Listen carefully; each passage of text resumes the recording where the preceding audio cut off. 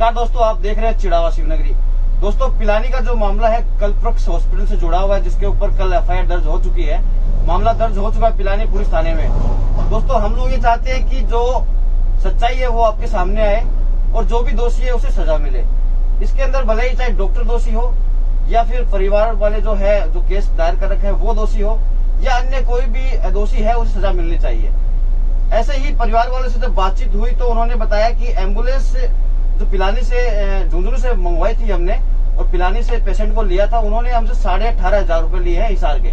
तो वो थोड़ा हमें अजीब सा लगा कि 18,500 रुपए तो शायद चार्ज नहीं है एम्बुलेंस का।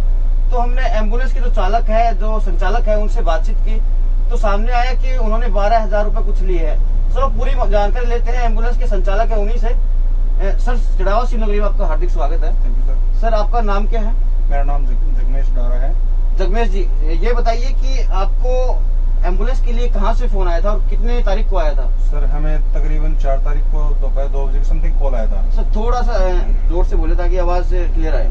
हमें 4 तारीख को सुबह दोपहर 2 बजे समथिंग कॉल आया था। 2 बजे के आसपास कोई उनके हैं शक्ति सिंह जी है, देवी सिंह जी, उनकी कॉल आया था कि हमारा एक मरीज है जो कल्पवृक्ष हॉस्पिटल में है और उससे हिसार आधार हॉस्पिटल में शिफ्ट करना है, वेंटिलेटर वाली एम्बुलेंस चाहिए। जी सर, मिल जाएगी आपको। बोले उसमें नर्सिंग स्टाफ भी जाइएगा और जो ट्रेंड है सर वो सब कुछ मिलेगा आपको जी। तो बोले कि आप अपना इंस्ट्रूमेंट्स हैं, जो ऑक्सीजन है वो तैयार करके आ जाओ हमारे पास। हम वहाँ यहाँ से रवाना हो गए गाड़ी लेकर। हम वहाँ तकरीबन 3:30 बजे समथिंग पहुंचे जी। तब डॉक्टर साहब ने उसका रेफर लेटर बना दिया और पेशेंट को हमारी गाड़ी में शिफ्ट करा दिया। मरीज के वाइटल्स स्टेबल थे, नॉर्मल चल रहे थे, वेंटिलेटर सपोर्ट पे था पेशेंट। तो आपने मरीज को देखा था क्या वहाँ पे हॉस्पिटल में जहाँ एडमिट था पहले? हाँ, वहाँ देखा था, वहाँ पर भी वेंटिलेटर सपोर्ट पे था पेशेंट। तो वेंटिलेटर सपोर्ट में रहता है तो आप उनको चेक नहीं करते कि ये पेशेंट जिंदा है या फिर डेड बॉडी है, क्या है? सर, जो होता है वो वेंटिलेटर मतलब कृत्रिम श्वसन तंत्र है, जो पेशेंट यदि सपोर्ट नहीं कर रहा है, सांस लेने में तकलीफ हो रही है, तो वेंटिलेटर उससे सपोर्ट देकर ऑक्सीजन प्रोवाइड करवाता है जी। जो इंस्ट्रूमेंट चल रहे हैं वो वेंटिलेटर के सपोर्ट से चल रहा है वो पेशेंट जी, है ना। हार्ट बीट है वो सब कुछ मॉनिटराइज है, उस पर दिखाई देता है जी। तो डॉक्टर साहब ने आपको दिखाई दी क्या हार्ट बीट चल रही है? हाँ जी, ऑक्सीजन ले रही है पेशेंट, नहीं ले रहा है? हाँ, दिखाया था। बीपी दिखाई थी कि बीपी 100/70 था। उस टाइम बीपी बढ़ाने का इंजेक्शन भी चल रहा था साथ में जी। पेशेंट को शुगर की तकलीफ भी बताई डॉक्टर साहब ने कि शुगर बढ़ा हुआ है, शुगर कंट्रोल करने के लिए इंसुलिन भी चल रहा था ड्रिप में साथ में जी। तो जैसे आपने एम्बुलेंस में शिफ्ट किया पेशेंट को जी, उस वक्त हार्ट बीट चल रही थी या नहीं? पेशेंट की हार्ट बीट चल रही थी सर, शिफ्ट किया था। अगर पेशेंट की हार्ट बीट नहीं चलती है तो आपको पता लगता है कि हार्ट बीट नहीं चल रही है? हाँ जी, नहीं पता चलता उससे। वो कैसे पता चलता है? वैसे यदि आप पास मॉनिटर नहीं है तो मैनुअली चेक कर सकते हो। यदि मैनुअली आपके पास मॉनिटर है तो उस पे आपको सिस्टम पे पूरा दिखाई देगा कि हार्ट रेट इतनी है, सांस लेने की क्षमता इतनी है, बीपी पेशेंट की इतनी है, वो सब कुछ दिखाई देता है मॉनिटर पे। अगर मॉनिटर पे मान लो कि डेड बॉडी है, अपने पेशेंट चेयर के ऊपर अपने पेशेंट डेड बॉडी है, आपने उसको ले लिया, पहली बात तो ये बताया कि आप डेड बॉडी को ले सकते हो क्या? नहीं। अगर दूसरी जगह आप जा रहे हो, हॉस्पिटल में जा रहे हो, तो हमारे पास क्या होता है कि यदि हम डेड बॉडी होते हैं तो हम शिफ्ट ही नहीं करते आईसीयू ऑन व्हील में जी। उसके लिए अलग एम्बुलेंस आती है जी।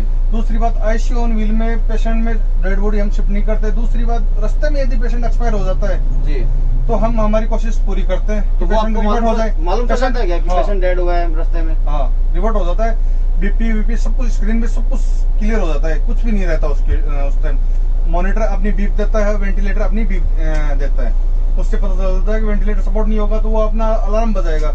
मॉनिटर पे कुछ दिखाई नहीं देगा तो वो अपना अलार्म अलग से बजाएगा, उससे पता चल जाता है। कल्पवृक्ष के संचालक है करण बेनीवाल, उनसे आपके कैसे संबंध है, जानते हो क्या आप उनको? सर, मैं तो बाय द वे 1-2 बार मिला हूँ, कभी पेशेंट शिफ्ट किया है तब।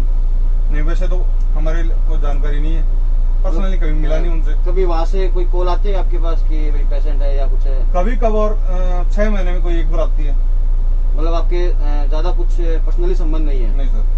तो आपको जो बुलाया गया है वो परिवार के जो बच्ची के जो परिवार वाले उन्हीं के द्वारा बुलाया गया था? हाँ, बुलाया गया था। मैंने उनसे पूछा भी था कि आपको मेरे नंबर कहाँ से मिले, तो उन्होंने कोई चिड़ावा की एम्बुलेंस है जो नॉर्मल एम्बुलेंस है उनसे मेरे नंबर मिले थे, फिर उन्होंने मेरे कांटेक्ट किया। तो जैसे उन्होंने पहले भी बताया था मेरे के कि सब हमसे किसी ने एम्बुलेंस वाले ने 18,500 रुपए मांगे हैं, लेकिन वो नारादार है, हमने 18,500 रुपए नहीं लिए उनसे। उन्होंने कहा है कि 18,500 रुपए हमने एम्बुलेंस वाले को दिए हैं। सर हमारे साथ उनके रिलेटिव बोला महंगी एम्बुलेंस मंगवाओ आप सुंदरों से, वेंटिलेटर वाली। उन्होंने डॉक्टर साहब मंगवाएंगे नहीं होता, इधर उधर किसी मजबूरी फोन करके 18,500 रुपए में हमने सारे, जबकि एम्बुलेंस 4,000 में जाती है, 10,000 में तो जयपुर चली जाती है, लेकिन हमारी मजबूरी थी 18,500 रुपए वो एम्बुलेंस मंगवाई हमने। देवी सिंह जी साथ में थे और एक और मेडिकल के नॉलेजेबल बंदा था, वो हमारे साथ थे। 2 बंदे हमारे साथ थे, उनसे आप क्लियर कर लीजिए। उनके पास हमने 18,500 रुपए लिए, उसका कोई एविडेंस होगा, हमने बिल दिया होगा उनको। आप बिल देते हो क्या? बिल देते हैं, यदि जो पेशेंट मांगता है हम इमीडिएट उनको बिल देकर आ जाते हैं। तो जैसे यहाँ पर आपके साथ एम्बुलेंस में कौन था? एक तो वो देवी सिंह जी और एक मेडिकल का नया बंदा था, वो बच्चे के पिताजी नहीं थे आपके साथ? नहीं, हमारे साथ नहीं थे। हमारे साथ 2 ही बंदे थे। देवी सिंह जी आगे ड्राइवर साहब के पास बैठे थे और जो मेडिकल लाइन से थे वो हमारे पास बैठे थे। उनको मैंने ये भी बता दिया कि पेशेंट अभी स्टेबल है, लेकिन 1 मिनट का भी हम बता नहीं सकते क्योंकि वेंटिलेटर पे है, तो रिस्क तो है ही पेशेंट को। तो क्या पिलानी साहब कितने बजे निकले होंगे? तकरीबन 4 बजे से पहले निकले, 3:30 साढ़े 4 बजे के बीच में। 3:30 तो आप पिलानी पहुंचे हो? 3:30 और 4 बजे के बीच में निकल गए थे। मतलब 15-20 मिनट शिफ्ट हो गया था? हाँ। पेशेंट आपके एम्बुलेंस शिफ्ट हो गया था? हाँ। इसके बाद आप कौन से रास्ते से होते हुए गए? हम सर यहाँ से जोधपुर से पिलानी से राजगढ़। तो राजगढ़ कैसे जाना हुआ? मतलब एक लोहारू होके भी सीधा रास्ता जाता है हिसार के लिए, जो नजदीक होता जाता है, लेकिन देवी सिंह जी को उनको पैसे लेने थे रास्ते में कहीं से। ड्राइवर साहब से मैंने पूछा था कि यार इधर से कैसे लिया, बोले इनके प्रिजन मिलेंगे रास्ते में, वो पैसे देंगे इनको। तब हम राजगढ़ होकर गए थे। पैसा भी बहुत जरूरी होता है क्योंकि इलाज में पैसा तो चाहिए ही होता है। बाकी वेंटिलेटर पे पेशेंट है तो जितना जल्दी हो हॉस्पिटल जाने की सोचना चाहिए। जितना जल्दी उतना ही पॉसिबल हो सके उतनी जल्दी पहुंचाने की कोशिश करते हैं हम। इसके बाद आप लोग हिसार कितने बजे पहुंचे? हिसार लमसम 5:30 बजे पहुंच गए थे। 5:30 हिसार पहुंच गए थे आप? 5:30 से 6 बजे के बीच में पहुंच गए लमसम, इतना टाइम था। इसके बाद आप सबसे पहले कौन से हॉस्पिटल में गए और आपको किसने कहा कि कौन से हॉस्पिटल में जाना है? अभी जो हमारे साथ में बैठे थे जी देवी सिंह जी, उन्होंने पहले तो आधार का नाम लिया था। हिसार पहुंचने के बाद में बोले कि हमारी जिंदल में बात हो चुकी है। फिर हम पहले छोड़ जिंदल हॉस्पिटल में गए थे। जिंदल में जाने के बाद में 10 से 15 मिनट वहां रुके, अंदर डॉक्यूमेंट दिखा कर आए देवी सिंह जी। तो उन्होंने हॉस्पिटल वालों ने बोला कि हमारे पास वेंटिलेटर बेड खाली नहीं है। तो बोले कि वापस आकर बोले यार हमारे यहाँ तो वेंटिलेटर बेड खाली नहीं है, आधार में बात कर रखी है, आधार में चलते हैं, हमारी जानकारी है वहाँ। आधार में गए तो वहाँ के नर्सिंग स्टाफ ने आकर पेशेंट को देख लिया और फिर बोले कि हमारे पास भी बेड खाली नहीं है, और उनकी डिटेल्स थी वो उन्होंने लिख ली, नोट किए। आधार में गए, पहले आप जिंदल में गए फिर आधार में गए? हाँ जी। उसके बाद फिर दोबारा जिंदल में आए। उनके एक रिश्तेदार वहाँ आए थे जिन्होंने बोला कि गीतांजलि में चलते हैं, लेकिन उन्होंने फिर फोन पे बात की तो वो बोले कि गीतांजलि में मैं पता करता हूँ, आप दोबारा जिंदल में चलो, जिंदल में पता करते हैं। जिंदल में हम आए हैं, तकरीबन 20 से 25 मिनट गाड़ी में पेशेंट रहा है। देवी सिंह जी ने जाके अंदर डॉक्टरों से कुछ सलाम मशुरा किया, उन्होंने निवेदन किया, तब जाके वहाँ के स्टाफ आकर गाड़ी में चेक किया पेशेंट को, वाइटल से देखे, फिर वहाँ के स्टाफ आकर पेशेंट को शिफ्ट किया है। शिफ्ट करते टाइम पेशेंट को एम्बू बैग पे ले रखा था जी, विदाउट ऑक्सीजन कनेक्ट नहीं की उन बंदों ने। ऑक्सीजन की जरूरत नहीं होती क्या वहाँ पे? होती है सर, बराबर ऑक्सीजन की जरूरत होती है कि एम्बू तो एक कटरिंग प्रेशर का काम करता है जी, लेकिन ऑक्सीजन तो ऑक्सीजन प्रोवाइड कराएगा। मैंने उन स्टाफ को बोला, बोले सर 1 मिनट की बात है, वहाँ मैं शिफ्ट कर लेता हूँ इमरजेंसी में, वहाँ सभी सुविधाएं हैं। तो आपके यहाँ से जब लास्ट टाइम में पेशेंट को नीचे उतारा गया तो पहली बात तो ये कि मॉनिटर काम कर रहा था आपका? हाँ जी। हार्ट बीट वगैरह चल रहे थे? एम्बुलेंस में उतारते समय? हाँ, एम्बुलेंस में जब तक दूसरे स्ट्रक्चर में शिफ्ट होता है तब तक वाइटल्स नोट होते हैं, चेक करते रहते हैं, फिर वो हटा देते हैं क्योंकि मशीन के साथ में जा नहीं सकते। तो जिंदल हॉस्पिटल वालों ने जब आपके एम्बुलेंस से पेशेंट को उतारा है तो डेड बॉडी उतारी होती तो क्या होता, क्या रिएक्शन होता उनका?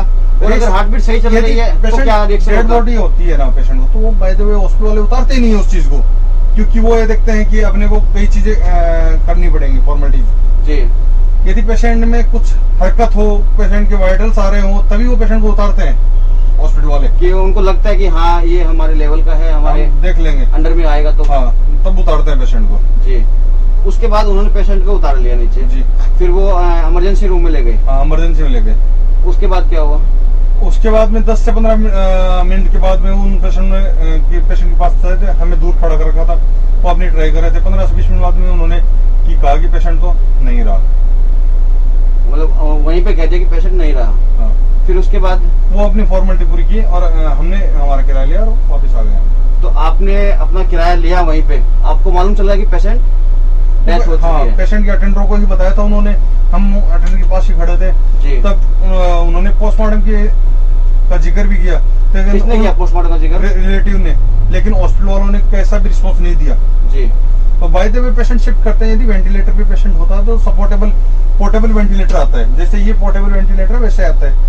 बाय द वे बड़े बड़े सिटियों में क्या होता है कि जैसे पेशेंट शिफ्ट करते हैं, पोर्टेबल वेंटिलेटर भी होता है, मॉनिटर भी होता है, इन्फ्यूजन भी होता है, स्ट्रक्चर भी लगा हुआ, उस पर शिफ्ट होता है। तो अपन ये मान के चले कि पेशेंट की डेथ कहाँ हुई, फिर आपने अपनी एम्बुलेंस से पेशेंट को सही उतारा या मतलब थोड़ी बहुत हरकत थी पेशेंट में? पेशेंट में होती है, क्या होता है कि बाय द वे सर, जैसे पेशेंट शिफ्ट कर रहे हैं अपन इमरजेंसी में, वो 5 से 10 मिनट ही पेशेंट के जीवन का एक सपोर्टेबल होता है। उस दौरान पेशेंट की कुछ भी हो सकता है, अहम कड़ी होती है, अहम कड़ी होती है।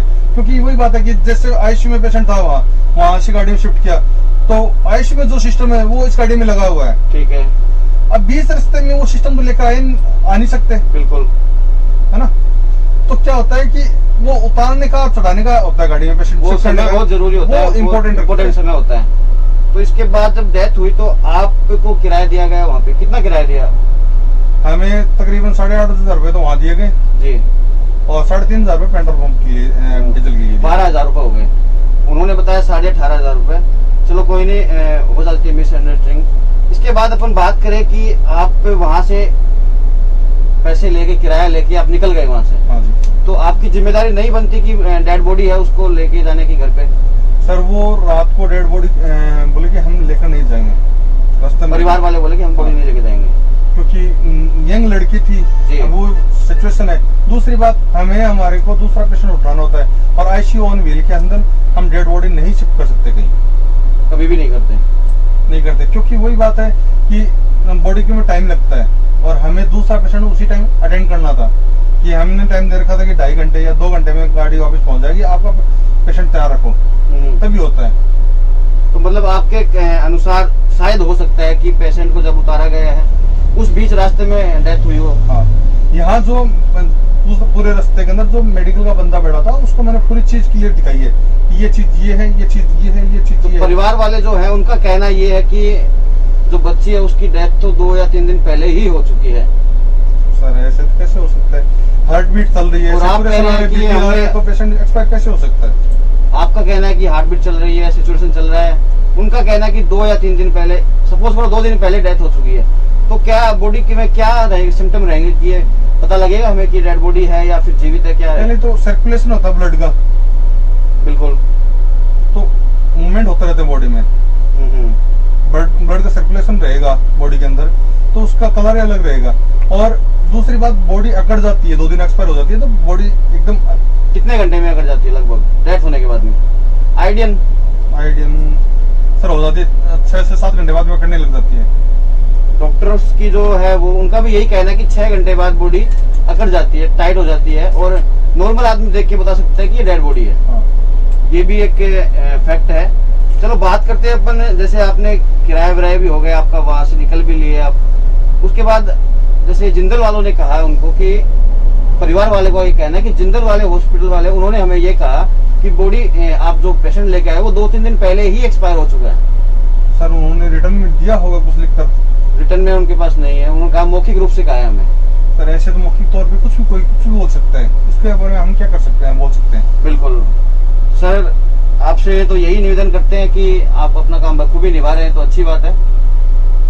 मतलब ऐसी जो मामला है 18,500 रुपए 12,000 रुपए बहुत फर्क होता है, तो उस पर भी आपको भी थोड़ा स्ट्रिक्ट रहना चाहिए कि बिल वगैरह देना चाहिए। स्ट्रिक्ट सर सबसे बड़ी प्रॉब्लम बात है, गवर्नमेंट ने जो रेट डिसाइड कर रखी है वो नॉर्मल गाड़ी हुई कर रखी है। आईसीयू ऑन व्हील की है, जो वेंटिलेटर सपोर्ट के हैं, बाइपेट सपोर्ट की व्हीकल्स हैं, उनका कोई रेट डिसाइड नहीं कर रखा।